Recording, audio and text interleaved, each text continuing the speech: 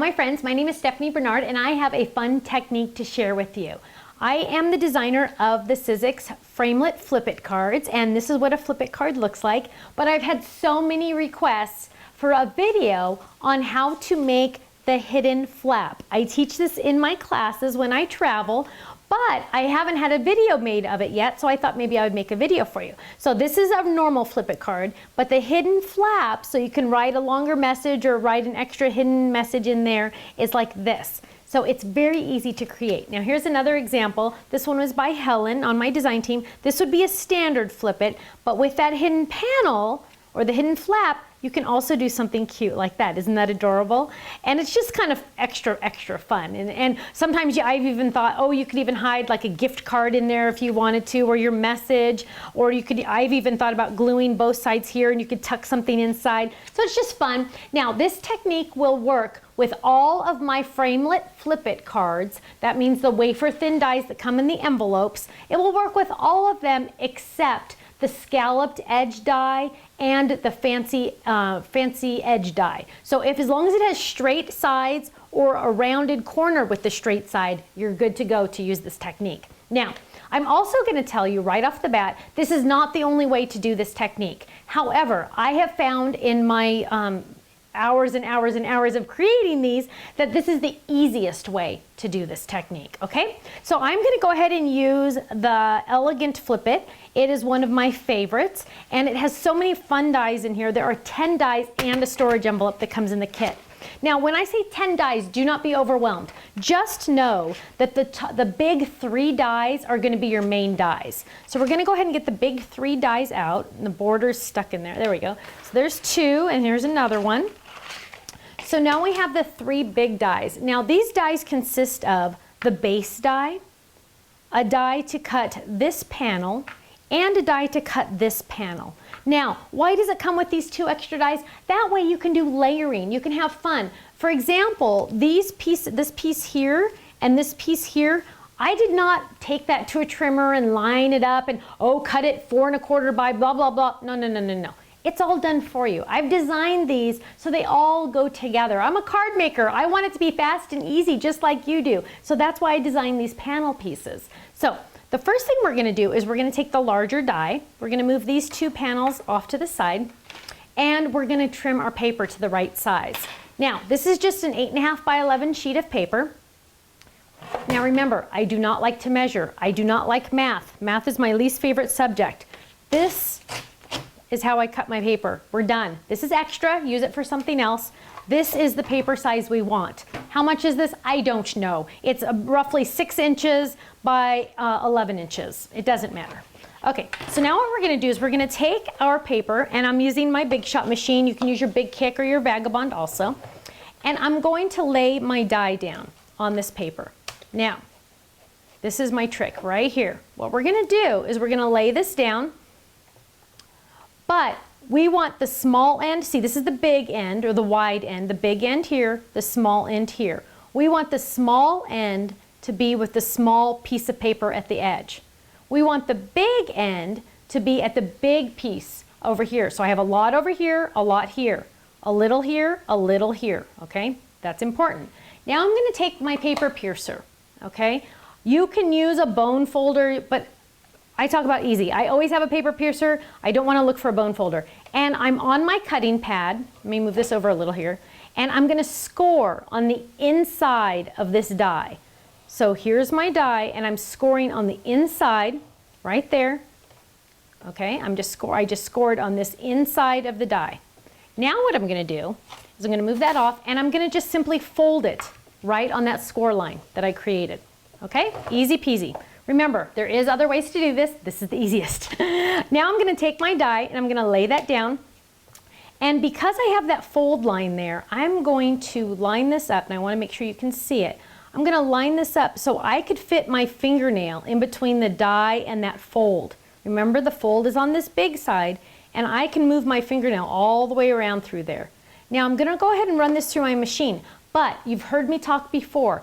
This is a big roller. 2 rollers are in here. This is a big speed bump if I go that way. I want to skew this die just a little tiny bit on my cutting mat. That way I won't hop over that speed bump. I will glide and cut that instead. So then I'm going to take my cutting pad and I'm going to run it through my machine. Now keep in mind, this cardstock is thick. I like to use cardstock for my card bases. Keep in mind that this is 2 layers of thick cardstock. So it's going to be a little tougher to run through, but you're going to get it, okay? So now we're going to take this out. This is the exciting part. We're going to pop it out. Okay, so here's my die, and I'm just taking it off. Now I have the normal die here. This is where it would stop normally, and this would be my normal card. See, I want you to see that. That's my normal card. But I have my extra flap, and it's already cut here for me and everything. But what I need to do is take my scissors, and see this score line right here? I'm going to trim on this side of it, because this has to fold into my card. So I trimmed all the way to the center, okay? On the big flap, trim all the way to the center. I'm going to turn it, and I'm going to trim again all the way to the center. Simple, simple. Now it's going to be able to fold. Now to fold it, I'm going to pretend I'm you. Pretend you're you. Facing you, you're going to fold it in half towards you on the score lines that are already there, and then fold it up and turn it to the left. You always want the little side on the left, LL, little left. And there is my Flip It card with my hidden panel. How easy peasy was that? Was that the easiest thing in the world or what? You can you can rewind this video as many times as you want, but now let's make some panels. What we're gonna do is I'm using some My Mind's Eye paper. This is an older paper that I have, but I just love it so much. So what I'm gonna do is I'm just gonna trim this down, easy peasy. Why bother taking it to a trimmer? You're just gonna die cut it, right? And then I'm gonna get my panel pieces. But I have some extra panels here. So what I'm gonna do is I'm gonna layer, because I need 3 of these big ones, and I just need 1 of the little ones. So I layered my paper, so I have 2 layers here for the big one. Make sure I'm on my platform. And 1 there, so I'm gonna run this through. And I just want you to see how fun this is to decorate. Now the cracking is normal, don't worry, people get all nervous. That blade has to go somewhere. You have 1,000 pounds of pressure on that blade, and it has to go somewhere, so it goes into the cutting pad. That's what it's designed to do. So now we're gonna pop these out. Pop that one, because I can cut 2 at a time. Now, I also need 1 for the other side, so I'm gonna run another one of these through really quick. Let's get our paper. So just really quick, I'm gonna run another one through. Let's see, will that fit there? Let's run it this way. Okay, so we're gonna run this guy through. Okay, and then one last thing before we start gluing. I also have a fun die. Remember, these had lots of dies in here. I have one of my favorite dies in this kit. It's this one, and it's kind of like a starburst, and I like to put it on the front of my cards. But sometimes it's hard to poke this one out. So what I'm gonna do, and you've seen me use the Sizzix adhesive all the time for my smaller dies. I love it. But when you're done with it, this is trash. This is like wax paper.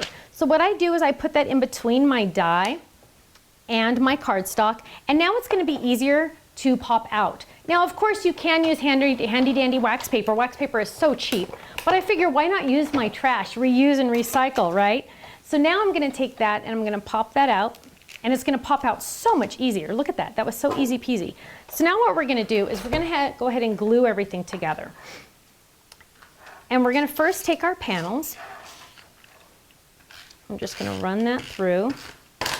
And remember, all of these panels are perfectly designed to layer for these cards. Now this one's gonna be a little off on this line right here, just because remember we had to trim that one. So we're gonna add that. Let's add this panel on this side. Are you starting to think of all the different techniques you can do with these? Because they're so much fun.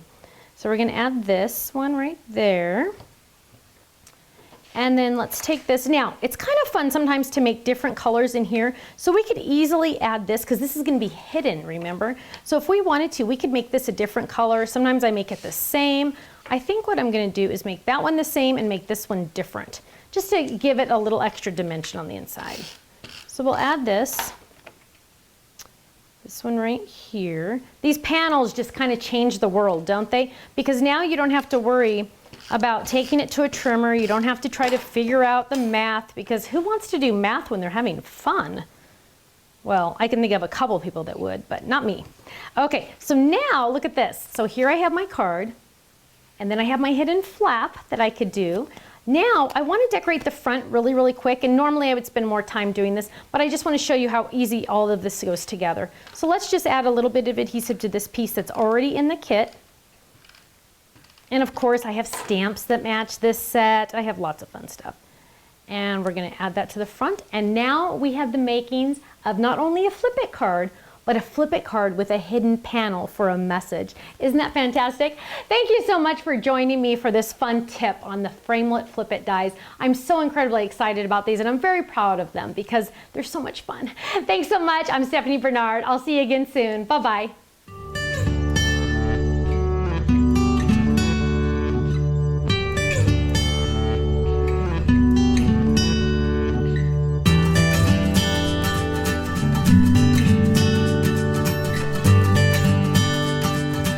Thank you.